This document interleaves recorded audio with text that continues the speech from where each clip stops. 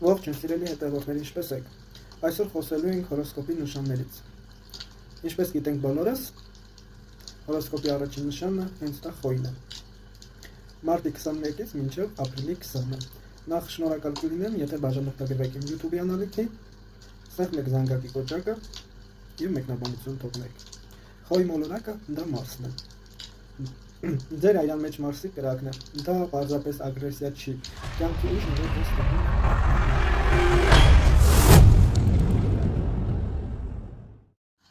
Իսկ հիմա խոսենք խոյերի դրական և բացասական կողմերի մասին։ Դրական կողմերն են անվախություն։ Խոյերը միակն է, ովքեր չեն վախենում սխալվելու։ Խոյերը նետվում են այնտեղ, որտեղ օգնության կարիք կա, անկեղծ են։ Խոյերի հոգին թափանցիկ է, խոյը չի կարող ստել։ Խոյը ասում է այն, ինչ մտածում է։ Խոյերն ունեն այնպիսի էներգիա, որ կարող է իրենց լավատեսությամբ աշխարհին վարակել։ Խոյերի բացասական կողմերն են անհամբերությունը։ Խոյերը ուզում են ամեն ինչ տեղում անել, սա հաճախակի բերում է խոյերի կիսատ թողած գործերի։ Երբեմն խոյերը այնքան են տարվում իրենց նպատակներով, գործերով, որը չեն նկատում ուրիշների զգացմունքները։ Եթե խոյին բարկացնում ես, ապա խոյը կարող է այնպիսի բաներ ասել, որ հետագայում նա կզսպի։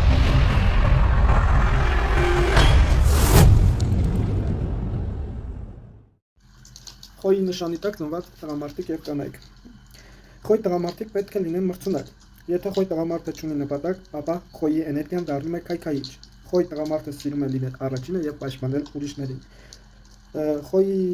ծնված տղամարդիկ հոգին ծնվում է իրենց հաղթանակներով, իսկ խոյի տակ ծնված կանայք նրանք խարիզմատիկ են։ Խոյի տակ ծնված կանայք կարող են ամեն ինչ միայնակ անել, բայց փնտրում են այնպիսի զուգընկերոջ, ում ուժը կգերազանցի իրենց։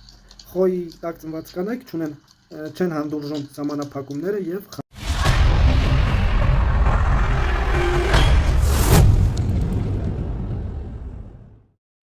սիրային հարաբերություններում խոյի համար սերը հրաբուխ է, կամ ամեն ինչ, կամ ոչինչ։ Խոյերը չեն սիրում խաղեր և ակնկալիքներ։ Համատեղել են օդի նշանի հետ, ջրհոս, եղորյակ և կշեռք, նաև համատեղել են հողի նշանի հետ, ցուլ, կույս և այծեղջուր, ոչ համատեղել են ջրի նշանի հետ, կարիճ, ձկներ և խեցգետիներ։ Հիմա կբացատրեմ ինչու։ Օդի նշանի հետ ջրհոս և եղորյակները համատեղել են, քանի որ ջրհոսն ու եղորյակի նշանները տալիս են նոր գաղափարներ, իսկ կշեռքը հակադիր նշան է։ Կշեռքը սովորեցնում է խոյին դիվանագիտություն և հավասարակշռություն։ Ջրի նշանի հետ ինչու են նրանք անհամատեղելի։ Կարիճը, ձկները և խեցգետինը բարդ է, խոյը կարող է վիրավորել նրանց իրենց ուղղամտությամբ, իսկ ջրի նշանի տակ ծնվածները կարող են հանգեցնել խոյի կրակը։ Խոյ և հողի նշանի տակ ծնված նշանները ցուլ, կույս և այծեղջուր հողի հետ չափազանց դանդաղ են, բայց կարող են նրանք համատեղելի լինել, եթե միավորվեն,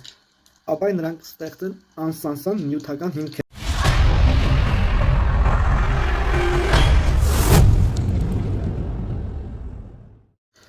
Խոյ լավ կարող են մասնագիտություն մեջ առաջ գնալ հետևյալ մասնագիտություններում՝ վիրաբույժ և ատամնաբույժ, ուժային կառույցներում, զինվորական, ոստիկան, պետական համակարգներում, իսկ շոու բիզնեսներում կարող են լինել պրոդյուսեր, հաղորդավար, մոդել, որտեղ կա ուշադրություն։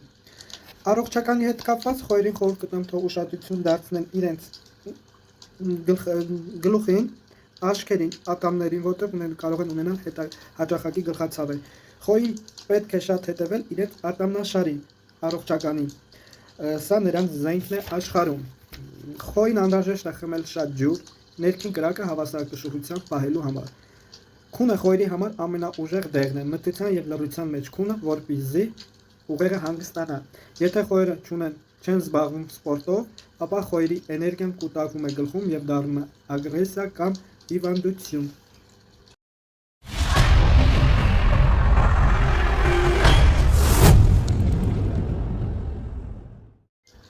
Սիրելի հետևորդներ, ինչպես տեսնում ենք, ունենք տարոյի արկանները մեծ և փոքր արկանները, որոնք գտնվում են խոյ նշանի տակ։ 2-ը, 3-ը և 4 գավազանները, գավազանների թագավորը 16-րդ մեծ արկանը աշտարակը և 4-րդ մեծ արկանը կայսրը։ Հիմա մի փոքր կներկայացնեմ այս նշանի տակ գտնվող արկաների իմաստը։ Ինչպես տեսնում ենք, երկու գավազաններում անձը նստած է եւ մտածում պլանավորում է իր հետագա քայլերը։ Երրորդ գավազանում տեսնում ենք արդեն սկսել է իր պլանները, իր մտածել ինչ որ պլանավորել է իրագործել։ Այստեղ արդեն շարժը նկատում ենք, ներդրումը տեսնում ենք, իսկ 4-րդ գավազանում տեսնում ենք, որ ամեն ինչ իր ուզածով է գնացել, ինչ որ պլանավորել է, դա ստացվել է։ Թագավոր գավազանում տեսնում ենք, որ խոյ էներգիայի գագաթնակետն է, խարիզմատիկ, առաջնորդ, ով այլևս չի կռվում, այլ ուղղակի վայելում է իր խաղաց պտուղները, ինչ ցանել է, այնը հնձել է։ Բաշնյան, այսինքն աշտարակում տեսնում ենք, եթե խոյի կյանքում փլուզում կա, դա ապա Մարսն է անում այդ փլուզումը, որ դաս քաղի խոյը, որ հետագայում ճիշտ ճանապարհի վրա ճիշտ ճանապարհով գնա։ Իսկ 4-րդ մեծ արկանը կայսերն է, դա արդեն խոսում այն մասին, որ խոյը արդեն հաստատվում է, կայունացած, ամեն ինչ գիտի, ինչ պետք է անի, որը որից հետո։ Այստեղ դառնում է խոյը արդեն անխոցելի։ Այսպիսով վերջացեցինք մենք խոյ հորոսկոպի նշանի մասին մեր զրույցը։ Խնդրել լայքեք վիդեոն, մեկնաբանություններում գրեք, հաջորդ հորոսկոպի նշան է, միգուցե հենց այդ նշանի մասին մենք զրուցենք։ Լավ մնացեք, մինչ նոր հանդիպում։